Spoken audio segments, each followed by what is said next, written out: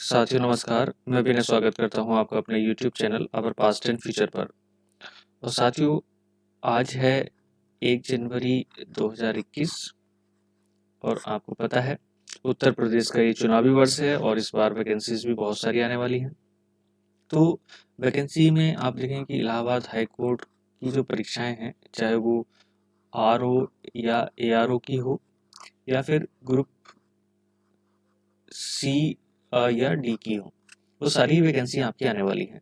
तो हम लोग अभी से संभावित है कि इलाहाबाद हाई कोर्ट ARO की वैकेंसीज भी ठीक ठाक आए इस बार, तो हम लोग पहले से ही तैयारी कर रहे हैं। तो आज ही से आप लोग अगर इलाहाबाद हाई कोर्ट ARO की तैयारी करना चाहते हैं तो आप लोग मेरे साथ जुड़ सकते हैं। तो मैं करवा रहा हूँ यहाँ पर आपके प्रीवियस ईयर के सवाल। तो ये इलाहाबाद हाई कोर्ट ARO का पेपर सेट है, जो अभी 2019 का जो इलाहाबाद हाई कोर्ट RO का पेपर था उससे पहले जो पेपर हुआ था। तो हम लोग जीएस सेक्शन पे बात कर रहे हैं। इंग्लिश के लिए आप हमारे इसी चैनल पर जुड़ जाइएगा, उसके लिए भी साथ ही साथ हम लोग काम कर रहे हैं। तो इंग्लिश वाली वीडियोस में आप देख सकते हैं। तो चलिए, सबसे पहला सवाल जिस पे हम लोग डिस्कस करने वाले हैं, फ्रांसीसी क्रांति के नारे स्वतंत्रता, समानता और खालिस्तान ने पूरी दुनिया को प्रेरित किया था। तो साथियों, आप लोग ध्यान रखें, ये जो 3 शब्द फ्रांसीसी क्रांति में लिए गए थे और इस क्रांति के बारे में आप देखेंगे तो 1789 से लेकर के 1799 तक ये क्रांति चली। और उसके बाद एक नाम सुनेंगे आप नेपोलियन का। तो नेपोलियन बोनापार्ट, मैं पूरा लिख देता हूँ। बाद में जो सत्ता चली गई नेपोलियन बोनापार्ट के पास चली गई, लेकिन तब तक ये क्रांति अपने काफी हद तक जो फाइनली रूप में थी वो आ चुकी थी। तो इसमें 3 चीजें विशेष तौर से बात की गई, लिबर्टी, इक्वलिटी और फ्रेटर्निटी। फ्रेटर्निटी मतलब भाईचारा, वैसे इसे आप लोग एक शब्द और बोल सकते हैं, बंधुत्व। तो इस तरीके से आपको ये तीनों शब्द याद रखने हैं, लिबर्टी, इक्वालिटी और ये फ्रेटर्निटी। ये तीनों शब्दों को हमारी इंडियन कॉन्स्टिट्यूशन में ये जोड़ दिए गए। तो आपको ध्यान रखना है कि इन तीनों ही शब्दों के लिए हमारे यहाँ संविधान में जगह है। तो मैं समझता हूँ पहला सवाल जो आप लोग अच्छी तरीके से समझ गए होंगे, ये थोड़ा सा बाहर का सवाल भी था, तो यहाँ पर ज़्यादा डिस्कस करना सही नहीं है। दूसरा सवाल है, भारतीय राष्ट्रीय कांग्रेस की स्थापना 1885 में की गई थी। तो साथियों, यहाँ पर किसके द्वारा की गई थी ये बात की जा रही है, लेकिन मैं आपको साथ ही साथ बता दूं कि 28 दिसंबर, और जगह थी मुंबई। तो मुंबई में 28 दिसंबर 1885 में इसकी स्थापना की गई थी। और उस समय आप लोग देखेंगे कि एक ICS ऑफिसर थे, एलन ऑक्टेवियन ह्यूम। इन्होंने ही हमारे यहाँ पर इंडिया में इस संस्था की स्थापना की नींव रखी। और वैसे आप लोग देखेंगे ये अभी उत्तर प्रदेश का जो इटावा है, यहाँ पर एक प्रशासनिक ऑफिसर थे, लॉर्ड डफरिन दूसरा ऑप्शन है। राइट आंसर यही है साथियों, इनके द्वारा ये की गई थी। लेकिन मैं चारों ऑप्शन पे आप लोगों के साथ बात करूंगा, क्योंकि डफरिन का कार्यकाल अगर आप लोग देखें तो 1884 से लेकर के 1888 तक इनका कार्यकाल है। यानी कि ये वही समय है जब 1885 में कांग्रेस की स्थापना की। तो साथियों, का सवाल आता है कि भारतीय राष्ट्रीय कांग्रेस की स्थापना के समय कौन सा गवर्नर था, तो वो थे लॉर्ड डफरिन। तो डफरिन के समय ये स्थापना की गई थी। उसके बाद आप देखेंगे कि बदरुद्दीन तैयब जी, तीसरा ऑप्शन। साथियों, ये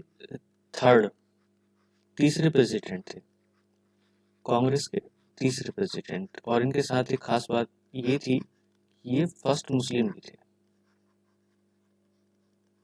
फर्स्ट मुस्लिम जो भारतीय राष्ट्रीय कांग्रेस के पहले अध्यक्ष बने वो थे बदरुद्दीन तैयब जी। और उसके बाद आप ऐसे ही पढ़ेंगे एनी बेसेंट। साथियों, ये भी 1917 में जब कलकत्ता में अधिवेशन हुआ, तो कलकत्ता अधिवेशन में एनी बेसेंट ने भारतीय राष्ट्रीय कांग्रेस की अध्यक्षता की। तो इस तरीके से देख सकते हैं कि चारों ऑप्शन पे चर्चा करने के बाद आपको जो समझ आता है राइट आंसर, वो है आपका Allan Octavian Hume, number 1 answer. तो हिंदी इंग्लिश दोनों में देखते जाएं, इससे कोई फर्क नहीं पड़ता कि क्या मामला है। नेक्स्ट, ने सन 1904 भारतीय विश्वविद्यालयों पर कड़े नियंत्रण लागू करते हुए भारतीय विश्वविद्यालय अधिनियम पारित किया था। तो साथियों, आप लोग देखेंगे कि लॉर्ड कर्जन, इसका एक बड़ा इम्पोर्टेंट काम है। आप देखेंगे 1905 का बंगाल विभाजन। तो 1899 से 1905 तक का लॉर्ड कर्जन का पीरियड है, और ये वही समय है जब 1904 में भारतीय विश्वविद्यालयों पर नियंत्रण के लिए एक आयोग बनाया गया था। डफरिन आप लोग अभी पढ़ करके आ रहे हैं, इसका कार्यकाल इनके समय में क्या हुआ? इनके समय में हुई भारतीय राष्ट्रीय कांग्रेस की स्थापना। लॉर्ड साइमन का नाम आपने सुना होगा। 1928 में साइमन गो बैक, साइमन वापस जाओ, क्योंकि साइमन कमीशन भारत आया था 1928 में। लॉर्ड रॉबर्टसन की कोई जानकारी आपको लेने की आवश्यकता है नहीं, क्योंकि ये विशेष चर्चा में नहीं रहते, तो इसको आप लीव कर सकते हैं। तो साथियों, आप लोगों को ध्यान रखना है कि जो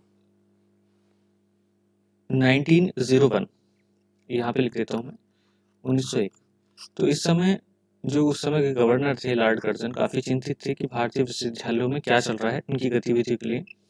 तो सर टॉमस रेले, नाम ये आपको ध्यान रखना है, टॉमस रेले।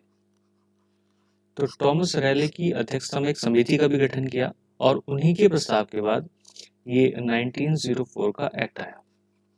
तो इसमें आपको ध्यान रखना है कि ये प्राइमरी यानी कि प्राथमिक जो शिक्षा थी और माध्यमिक शिक्षा, तो प्राथमिक और माध्यमिक शिक्षा के लिए ये नहीं था। तो कुल मिलाकर के ये केवल यूनिवर्सिटी लेवल पे था, विश्वविद्यालय स्तर पर। तो आपको बस यही ध्यान रखना है कि 1904 में ये किसके समय में आया? लॉर्ड कर्जन के। तो राइट आंसर है लॉर्ड कर्जन। चलिएगा नेक्स्ट सवाल पे बात कर लेते हैं। का अर्थ हमारे अपने देश में हमारे अपने लोगों द्वारा बनाया हुआ। तो ये तो आपका इजी सा सवाल है, जिसमें आप देख सकते हैं स्वदेशी, विदेशी का कोई मतलब नहीं, पुनर्जागरण एक अलग टर्म है, करम दल का कोई मतलब नहीं है। पहले ऐसे भी सवाल आप लोग देख सकते हैं मिले हैं। खैर, ये कोई इतना भारी सवाल नहीं था। यह तो थे जिन्होंने एक हथियार के रूप में बहिष्कार के महत्व को महसूस किया, और इसका इस्तेमाल भारत के पूरे ब्रिटिश प्रशासनिक मशीनरी को पंगु बनाने के लिए किया जा सकता था।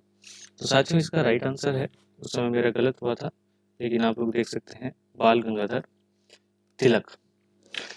तिलक के बारे में थोड़ी सी जानकारी यहीं पे हम लोग लेंगे।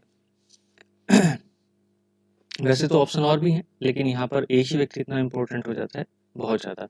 तो साथियों, 1856 इनका जन्म हुआ, और 1920 डेथ अगस्त में,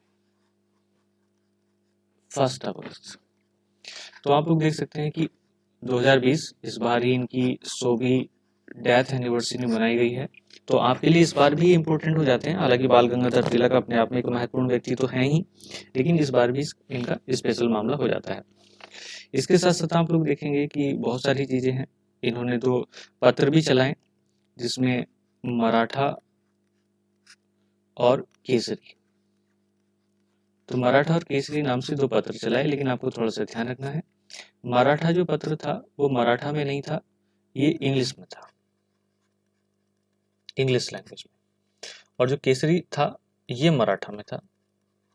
तो कंफ्यूज होने की आवश्यकता नहीं है, इन चीज़ को आपको यहाँ ध्यान रखना है कि जो मराठा पत्र था वो इंग्लिश में था, और जो केसरी पत्र था वो मराठा में था। तो ये लैंग्वेज में थे जो अलग अलग तरीके से दी गई थी। तो आप लोग, मैं समझता हूँ कि इस चीज़ को समझ सकते हैं। नेक्स्ट, पहला खालिस्तान, दूसरा खालिस्तान और तीसरा, इस कट्टरपंथी समूह के महत्वपूर्ण नेता थे। कट्टरपंथी समूह, तो आप लोग अच्छे तरीके से जाते हैं, लाल, बाल और पाल, ये 3 ही लोग थे जो कट्टरपन के लिए जाने जाते थे। लाल से लाला लाजपत राय, बाल से बाल गंगाधर तिलक, और बिपिन चंद्र पाल। तो इस तरीके से तीनों ही ये व्यक्ति थे जो कट्टरपंथी समूह से जुड़े हुए थे। तो ये भी इजी सवाल है। चलिएगा, देखो नेक्स्ट सवाल। ज़्यादातर सवाल पिछली बार भी बाल गंगाधर तिलक से ही पूछे गए थे। तो और इनका एक इम्पोर्टेंट नारा, स्वराज हमारा जन्मसिद्ध अधिकार है और मैं इसे लेकर के रहूँगा, ये नारा बाल गंगाधर तिलक का। तो आप लोग इसको देख सकते हैं। साथियों, मैं बता दूं कि बाल गंगाधर तिलक जब आप देखेंगे कि 1906 ये अधिवेशन हुआ कांग्रेस का 1906 में, जब पहली बार स्वराज शब्द का इस्तेमाल किया गया। तो 1906 के अधिवेशन में कांग्रेस के पहली बार स्वराज शब्द का इस्तेमाल किया गया। तो ये बाल गंगाधर के ही प्रयास थे जिसकी वजह से 1906 में ये टारगेट रखा गया था कांग्रेस का। तो कांग्रेस ने इन्हीं के कहने पर ये सारा काम किया था। तो ये पहले व्यक्ति भी थे जिन्होंने काफ़ी हद तक सुधार की तरफ, सामाजिक सुधार की तरफ काम किया। लेकिन एक इनकी एक समस्या भी थी साथियों, वो भी आप लोगों को याद आ रही है तो इसलिए बता देता हूँ। एक एक्ट आया था 1892 का, सम्मति आयु अधिनियम या एज ऑफ कंसेंट एक्ट। तो इसमें जो रिक्वायरमेंट थी, जो बच्चियां होती थी, बालिका होती थी, उनकी अल्पायु में जो विवाह होता था उसके सुधार के लिए एक्ट लाया गया था, जिसमें 10 साल से ये बढ़ा करके 12 साल की एज कर दी गई थी मैरिज के लिए। हालांकि बाल गंगाधर तिलक जो थे, इनकी खुद की मैरिज 15 साल की एज में हो गई थी, परंतु इन्होंने इसका विरोध किया। तो आप देख सकते हैं कि इतने बड़े व्यक्ति होने के बावजूद भी इन्होंने 1892 में आए एज ऑफ कंसेंट एक्ट का विरोध किया। क्यों? क्योंकि ये नहीं चाहते थे, क्योंकि ब्राह्मण थे, कि हिंदू धर्म में या हिंदू चीज़ें जो हैं उसमें हस्तक्षेप किसी प्रकार का हो। तो इस वजह से इन्होंने इसका विरोध भी किया। चलिएगा, चर्चा तो होती रहेगी, आप लोग बस साथ में जुड़े रहिएगा। तो जैसे जैसे सवाल आगे बढ़ेंगे वैसे वैसे हम लोग चर्चा करते रहेंगे। सन 1914 में घरेलू शासन, होम रूल, आप लोग इंग्लिश वर्जन देख सकते हैं इसका, होम रूल मूवमेंट 1914 में स्टार्ट कर दिया। एनी बेसेंट और बाल गंगाधर तिलक, तो यहाँ पे दोनों ही व्यक्ति हैं जिन्होंने होम रूल स्टार्ट किया था। लेकिन आपको ध्यान रखना है कि एनी बेसेंट पहले थी, एनी बेसेंट ने अपना होम रूल पहले बनाया और तिलक का होम रूल बाद का था। हालांकि जो पॉपुलर हुआ पूरे क्षेत्र में वो बाल गंगाधर तिलक का ही होम रूल प्रचलित हुआ। तो ये सब चीज़ें आप लोग देख सकते हैं। और होम रूल की स्थापना वैसे 1516 में, 1915 में ये आपको देखने को मिल सकती है, क्योंकि काम तो पहले से शुरू हो गया था। हालांकि आप लोग देखेंगे कि ऑप्शन में अलग अलग मिल सकता है। चलिएगा, 1916 में मुस्लिम लीग और कांग्रेस के आपसी बीच समझौता हुआ और इस पर हस्ताक्षर किए गए। तो साथियों, आपको पता है कि 1916 में लखनऊ में कांग्रेस का सेशन हुआ। लखनऊ अधिवेशन 1916 का 31वां सेशन था, जिसमें मीटिंग हुई कांग्रेस की, और इसकी अध्यक्षता जो की थी उस समय, वो की थी अंबिका चरण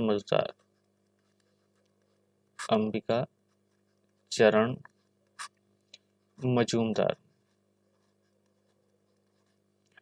तो इस तरीके से आप देखें कि जिन्होंने अध्यक्षता की वो ये थे, और 31वां सेशन था ये। और इसमें दो चीज़ें हुई, एक तो आप देखेंगे कि मुस्लिम लीग और कांग्रेस मिली, और इसी के साथ साथ मिले गरम दल और नरम दल। गरम दल और नरम दल दोनों मिल गए। कांग्रेस की जो कांग्रेस थी और मुस्लिम लीग थी, इनको मिलाने के लिए कुछ ऐसे भी लोग थे जो दोनों का ही हिस्सा थे। मैं बता देता हूँ, जिसमें मोहम्मद अली जिन्ना थे। तो मोहम्मद अली जिन्ना ऐसे व्यक्ति थे जो कांग्रेस में भी थे उस समय मेंबर, और मुस्लिम लीग में भी थे। लेकिन इन्होंने काफ़ी प्रयास किए इनको मिलाने के, लेकिन बाद में ये बदल गए, आपको अच्छी तरीके से पता होगा। और इसको ही मिलाने में आप दो व्यक्ति का और नाम ध्यान रखेंगे, एनी बेसेंट और तिलक। तो एनी बेसेंट और तिलक का भी काफ़ी बड़ा रोल रहा इन सबको मिलाने में। तो सबसे आंसर जब कभी सवाल आया तो उसमें आपको तिलक को दिखाना होता है, क्योंकि मोहम्मद अली जिन्ना ने हालांकि कोशिश की थी, और इसी समय सरोजनी नायडू ने मोहम्मद अली जिन्ना को ये भी कहा था कि हिंदू मुस्लिम यूनिटी के ये प्रतीक भी हैं। तो इस तरीके की बयानबाजी भी उस समय चली थी, लेकिन फिर भी आपको तिलक का विशेष तौर से ध्यान रखना है। 10वां सवाल है, 31 दिसंबर 1906 को स्थापना की गई थी? तो ऑल इंडिया मुस्लिम लीग 1906 की स्थापना। और साथियों, ढाका के उस समय नवाब थे, उनका नाम था सलीमुल्लाह। सलीमुल्लाह। तो ये इन्हें लगा कि शायद राष्ट्रीय स्तर पर कोई पार्टी नहीं है जो मुस्लिम के लिए काम करे, तो इन्होंने एक बैठक का आयोजन किया। और उस बैठक के बाद जब रिजल्ट्स निकल करके आए, तो आप देखेंगे कि एक नई पार्टी का जनरेशन हो गया, और वो थी ऑल इंडिया मुस्लिम लीग। इसके जो पहले अध्यक्ष बनाए गए, फर्स्ट प्रेसिडेंट, तो उनका नाम भी विशेष तौर से आपको ध्यान रखना है, वो थे आगा खां। आगा खां, एक्चुअल में ये भी आपको ध्यान रखना है कि आगा खां थर्ड थे, और इनसे पहले जो थे आगा खां सेकंड, और इनके जो उत्तराधिकारी थे बाद में आगा खां थर्ड। वैसे इनका नाम मूल नहीं था, आपको इससे समझ आ गया होगा कि अलग अलग चीज़ें लिखी जाती थी। मूल नाम इनका था सर सुल्तान मोहम्मद शाह। सुल्तान मोहम्मद शाह। तो इस तरीके से आप देखेंगे कि ये सारा सिस्टम जो तैयार हो रहा था, ये सब कुछ एक नई फाउंडेशन थी हिंदुस्तान को विभाजित करने की। हालांकि कुछ हद तक काम भी किए गए थे रोकने के, लेकिन फिर भी हुआ नहीं। खैर, नेक्स्ट और आज का लास्ट सवाल, मॉन्टेग्यू चेम्सफोर्ड सुधार ने प्रस्तुत किया, जो कि प्रांतों में एक तरह की दोहरी सरकार थी। साथियों, दोहरी सरकार, देखो पहला शब्द इसमें डुअल लिखा हुआ है, तो डुअल से ये तो पता चलता है दो का भाव, लेकिन ये पता नहीं चलता क्या है। स्वशासन का तो कोई मतलब नहीं था, क्योंकि दोहरे शब्द से ये पता चल रहा है। वैधानिक सुधार में भी कुछ नहीं। द्विशासन, जिसे हम लोग बोलते हैं डायआर्की, तो डायआर्की से मतलब होता है कि जब दो लोग शासन कर रहे होते हैं, या दो सरकारों द्वारा, लोग या सरकार द्वारा शासन, तो इस तरीके से ये शासन किया जा रहा था, जिसमें अलग अलग प्रकार के अधिकार अलग अलग को मिले हुए थे। यानी कि भारतीय सरकार भी काम कर रही थी, और उसमें ब्रिटिश सरकार भी। तो यहाँ पे आप देखेंगे मॉन्टेग्यू चेम्सफोर्ड सुधार पहली बात तो कब आया? 1919 में। इसमें दो व्यक्ति हैं, मॉन्टेग्यू और चेम्सफोर्ड। तो साथियों, इधर इंग्लिश वाले वर्जन पे आप लोग देखें, चेम्सफोर्ड क्या हुआ, जब 1857 की क्रांति हुई, तो 1858 में एक एक्ट लाया गया। तो उस एक्ट में क्या किया गया कि भारत के लिए एक सचिव बना दिया गया, भारत सचिव। भारत सचिव, तो एक पोस्ट नई जनरेट कर दी गई थी इंग्लैंड में, और वहाँ की संसद में जो भी कुछ बातें उठती थी, उसके लिए भारत सचिव जिम्मेदार होता था, और भारत सचिव बताता था अपनी सारी जानकारी वहाँ की संसद में जो रख पाता था। और इंडिया में इसका एक व्यक्ति होता था जिसे हम गवर्नर जनरल बोलते थे। गवर्नर जनरल सूचना देता था भारत सचिव को, और भारत सचिव इंग्लैंड की संसद में सारी बातें रख पाता था। तो उस समय कब? 1990 में यहाँ पर चेम्सफोर्ड थे गवर्नर, और मॉन्टेग्यू उस समय थे भारत सचिव। तो इस तरीके से आप लोगों को ध्यान रखना है। ऐसे ही आप लोग एक और पढ़ेंगे 1909 का मार्ले मिंटो सुधार। मार्ले मिंटो, तो सेम कंडीशन, मार्ले सचिव, और ये हमारे यहाँ मिंटो उस समय गवर्नर थे। खैर, इतने सारे सवालों को आप लोग देख सकते हैं, और इस तरीके से हम लोग आगे बढ़ते चलेंगे। आप लोग बस मेरे साथ बने रहिएगा, और जो चीज़ें हैं वो आगे पीछे होती रहेंगी, आपको उनको ध्यान नहीं देना है। जितनी जानकारी हम लोग यहाँ पे ले रहे हैं वही चीज़ें आप लोग रखें। हम ऐसे ही 10-12 सवालों को हर दिन चर्चा में लेते रहेंगे, और हम अपनी तैयारी को आगे बढ़ाते रहेंगे। साथियों, जिन लोगों ने अभी हमारा चैनल सब्सक्राइब नहीं किया है, वो चैनल सब्सक्राइब कर ले, और नई वीडियो के लिए आप वेट करिएगा। तब तक के लिए जय हिंद।